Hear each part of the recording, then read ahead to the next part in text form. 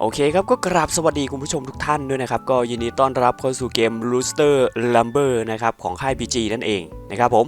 ซึ่งก่อนจะเริ่มเกมนั้นผมก็ฝากกดไลค์กด Subscribe ช่องผมเพื่อเป็นกำลังใจให้ผมคนละ1ไลค์คนละ1ซับด้วยแล้วกันนะครับผมมาครับวันนี้ผมก็มีทุนอยู่ที่ 5,000 นะครับผมก็เดี๋ยวผมจะมาเล่นเกมนี้ให้ดูนะครับผมว่าเกมนี้จะมาดีกันหรือเปล่านะครับเดี๋ยวขอเบ็ดไปเลยครับผมเบ็ด100ไปเลยครับหนักๆจัดเต็มกันไปเลยมาดูกันครับความพิเศษของเกมนี้นั้นก็จะมี Y นะครับผม Y ก็จะล็อกไว้ตามจำนวนนะครับผมซึ่งตอนนี้ก็ยังไม่มีอะไรมาเลยนะครับไปครับออโต้ไปเลยนะครับผมเผื่อมันจะมานะครับจาก 5,000 ตอนนี้เราอยู่ 1,500 นี่ครับผม Y มันล็อกไว้ Y มันล็อกไว้ไหลไปแล้วก็มีตัวคูณด้วยนะครับผมลืมบอกนะครับผมความพิเศษของเกมนี้ก็คือถ้า Y มันล็อกนะครับผมแล้วก็อยู่ในช่องแรกกับช่องที่2นะครับอยู่ในช่อง2กับช่อง3นี่มันจะกลายเป็นการเข้าคอมโบไปเลยโดยปริยายนะครับผมแล้วก็มันจะมีจำนวนล็อกไว้ด้วยนะครับแล้วก็คูณไปเรื่อยๆตามคอมโบนะครับผมมาเดี๋ยวผมขอไปเลยแล้วกันนะครับผมที่250ครับตอนนี้จากเมื่อกี้ได้มาเป็น10,000นะไปครับออโต้สปินไปเลยครับ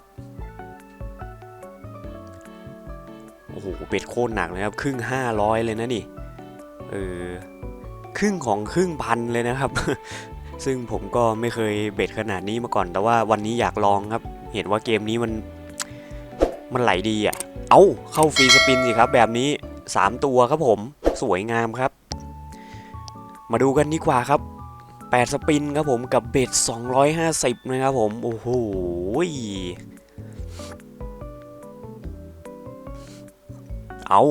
ว่ายังไงมาอีกสักตัวไหมจะมาอีกสักตัวไหมยังไงมาไหมยังไม่มานะครับผมลุ้นครับขอสักตัวเถอะวะมาเถอะเรียบร้อยครับผมเข้าฟรีสปินอีกรอบนะครับผมฟรีในฟรีครับผมโอ้โหสวยครับผม 7,825 ครับแล้วก็บวกไปอีก8สปินครับตอนนี้อยู่ที่คูณ10แล้วนะไหลไปครับคูณ10โอ้โห 7,000 มายาวๆอย่างนี้สวยงามครับ3ช่องมาอย่างนี้ไก่ขาวว่ายังไงไก่ขาว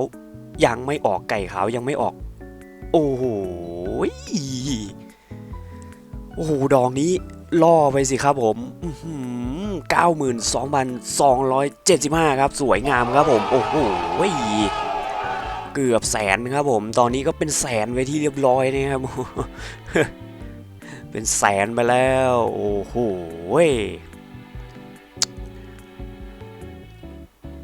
มาผมคิดว่าคงไม่ต้องพูดอะไรเยอะแยะแล้วครับผมก็จบฟรีสปินนี้ผมก็น่าจะพอแล้วล่ะครับจากทุน 5,000 นะครับผมตอนนี้ก็ล่อไปเป็นแสนเลยนะครับผมก็ก่อนจะจากกันไปนั้นผมก็ฝากกดไลค์กด Subscribe ช่องผมเพื่อเป็นกำลังใจให้ผมทำคลิปต่อไปด้วยแล้วกันนะครับผม